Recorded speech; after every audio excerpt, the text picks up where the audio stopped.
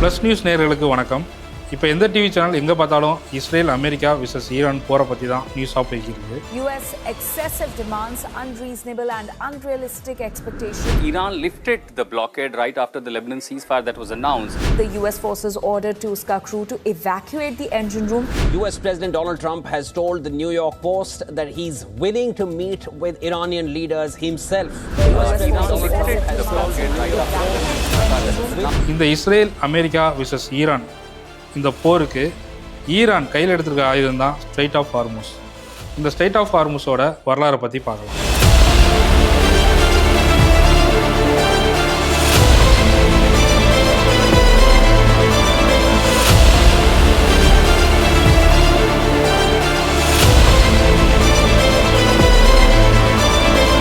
பண்டைய காலங்களில் இந்த ஸ்ட்ரெயிட் ஆஃப் ஹார்முஸ் முக்கிய வர்த்தக வழித்தடமாக இருந்திருக்கு.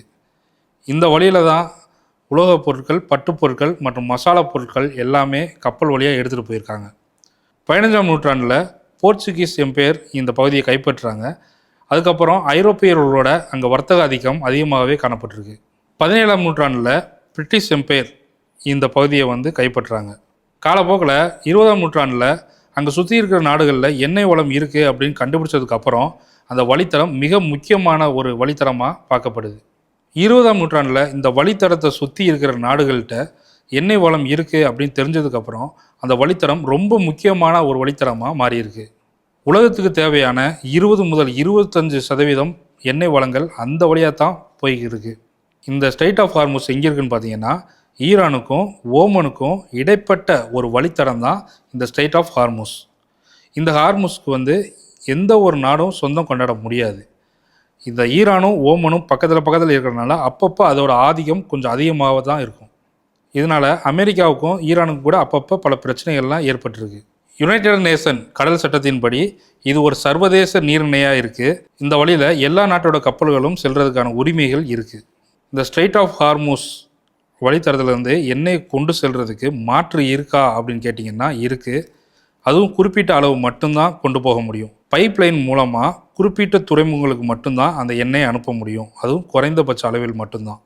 உலகத்தில் 20 முதல் 25% எண்ணெய் டெய்லியும் அந்த வழியில் தான் போய்கிருக்கு. யுனைடெட் அரபு Emirates, Saudi Arabia, Iran, Iraq, Kuwait, Oman இந்த நாடுகளில் இருந்து கிடைக்கக்கூடிய பெட்ரோல்கள் எல்லாமே இந்த வழித்தடத்தின் மூலம் தான் உலக நாடுகளுக்கு சப்ளை ஆகுது. இந்த நீரிணை மூடப்பட்டால் ஒரு நாளைக்கு சப்ளை ஆகக்கூடிய 20 முதல் 25% கச்சா எண்ணெய் தடைபடும்.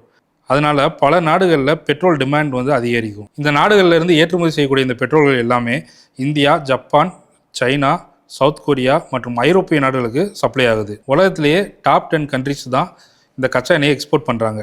அதில் ஃபஸ்ட்டு இருக்கிறது அமெரிக்கா. அமெரிக்கா உலக நாடுகளின் கச்சா எண்ணெய் பயன்பாட்டில் 20% எக்ஸ்போர்ட் பண்ணுது. ரெண்டாவது பார்த்தீங்கன்னா சவுதி அரேபியா. இது 12 முதல் 13% உலக நாடுகளுக்கு எக்ஸ்போர்ட் பண்ணுது. மூன்றாவது பார்த்தீங்கன்னா ரஷ்யா. இது 12% உலக நாடுகளுக்கு எக்ஸ்போர்ட் பண்ணுது. கனடா 6% கச்சா எண்ணெயை எக்ஸ்போர்ட் பண்ணுறாங்க. சைனா மற்றும் ஈராக் 5% கச்சா எண்ணெயை எக்ஸ்போர்ட் பண்ணுறாங்க. யுனைடெட் அரபு எமிரேட்ஸ் மற்றும் பிரேசில் 4% கச்சா எண்ணெயை உலகத்துக்கு எக்ஸ்போர்ட் பண்ணுறாங்க. ஈரான் மற்றும் குவைத் 3 முதல் 4% கச்சா எண்ணெயை எக்ஸ்போர்ட் பண்ணுறாங்க.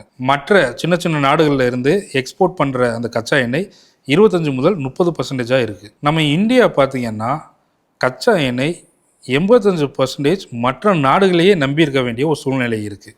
மெயினாக பார்த்திங்கன்னா ரஷ்யா மற்றும் மிடில் ஈஸ்ட் தான் இந்தியாவுக்கு மெயினாக கச்சா எண்ணெய் சப்ளை பண்ணுறவங்களாக இருக்காங்க. ரஷ்யா தான் இந்தியாவுக்கு டாப் 1. ரஷ்யாவிலேருந்து 30 முதல் 35% கச்சா எண்ணெய் இந்தியா வாங்கிக்கிருக்காங்க. ஈரான் 15 முதல் 20% கச்சா எண்ணெய் அங்கேருந்து வாங்கிக்கிருக்காங்க. சவுதி அரேபியா 15%, யுனைடெட் அரபு எமிரேட்ஸ் 10%, அமெரிக்கா 5 முதல் 10%, குவைட் 3 முதல் 5% இந்தியாவுக்கு சப்ளை பண்ணிக்கிருக்காங்க.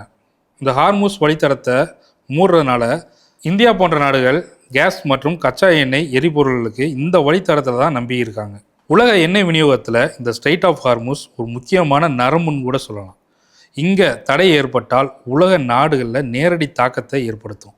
இந்தியா போன்ற நாடுகள் இறக்குமதியவே சார்ந்திருக்கிறதுனால இந்த சர்வதேச பதற்றங்களை கவனமாக கண்காணிக்கிற அவசியம் இந்தியாவுக்கு இருக்குது. இந்த ஹார்முஸ் நீரிணை ஒரு பிராந்தியத்தின் பிரச்சனை மட்டும் இல்லாமல் உலகளாவிய கவலைக்குரிய ஒரு முக்கியமான விஷயமாகவே பார்க்கப்படுகிறது. இந்த ஸ்ட்ரெய்ட் ஆஃப் ஹார்மூஸ் மூடப்படுறதுனால உலக நாடுகளில் ஸ்ட்ரெயிட்டாக ஒரு தாக்கத்தை ஏற்படுத்தும். அதாவது விமானத்தோட டிக்கெட் ப்ரைஸ் அதிகமாகும், எலக்ட்ரிசிட்டி அதிகமாகும், ஹோட்டல்ஸ்லலாம் உணவு பட்டியலோட விலை அதிகமாகும், பல நாடுகளோட எக்கனாமிக் ஸ்லோவாகும். இதனால் ஸ்டாக் மார்க்கெட் டவுன் ஆகிறதுக்கும் வாய்ப்பு இருக்குது. இந்த மாதிரியான ஒரு சுவாரஸ்யமான இன்னொரு தகவல் மூலமாக உங்களை சந்திக்கிறேன். நன்றி, வணக்கம்.